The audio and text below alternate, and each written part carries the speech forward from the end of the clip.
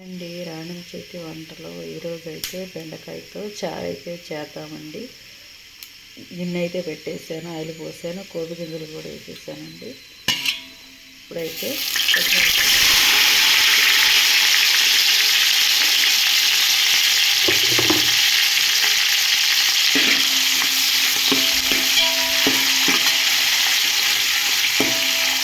కోబి అయితే వేసేసాను.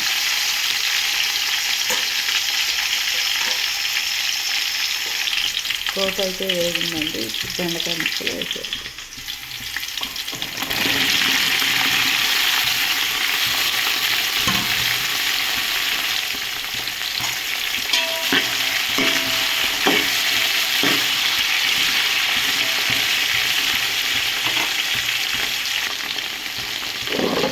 కొన్ని ములక్కాయలు కూడా వేస్తాను.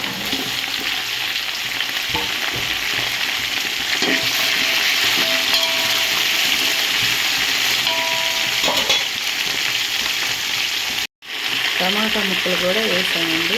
ఇవి కూడా కొంచెం సేపు ఉడకనిస్తాం.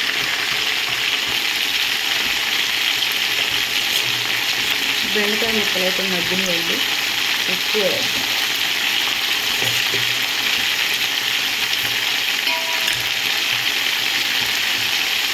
పసుపు కూడా వేస్తాం.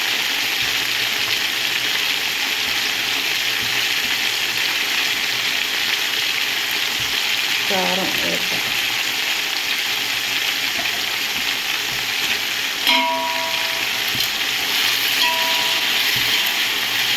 మగ్గనిద్దాం.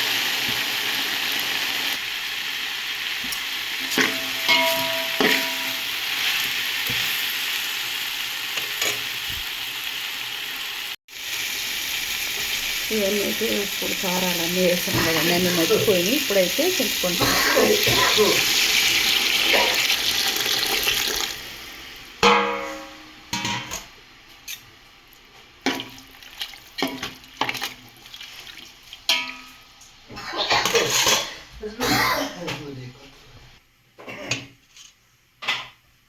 తగినన్ని నీళ్ళు కూడా పోసుకోవాలి.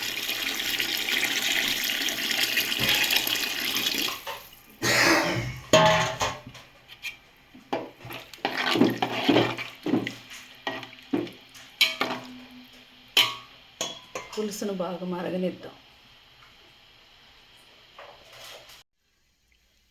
బెండకాయ పులుసు అయితే ఇలాగ రెడీ అయిపోయిందండి. ఇందులోకి మామూలుగా కొద్దిగా శనగపిండి కొన్ని గిన్నెలో వేసి వాటర్తో కలిపి అయితే పోసుకోవచ్చండి చిక్కదనం కోసం.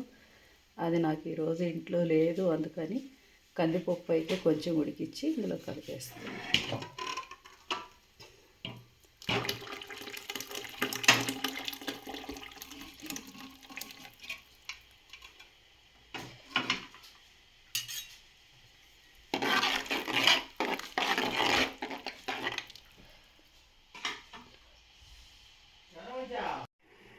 ఇంతేనండి, బెండకాయ ములక్కాళ్ళతోటైతే చారు అయితే ఇలా చేసేసాను. సాంబార్ లాగా మామూలుగా సాంబార్ పెట్టాలని దోసకాయ, క్యారెట్, కూరగాయలన్నీ వేయాలి కదండి. అవన్నీ ఏమి లేనప్పుడు బెండకాయలు ఉన్నా సరిపోతుంది.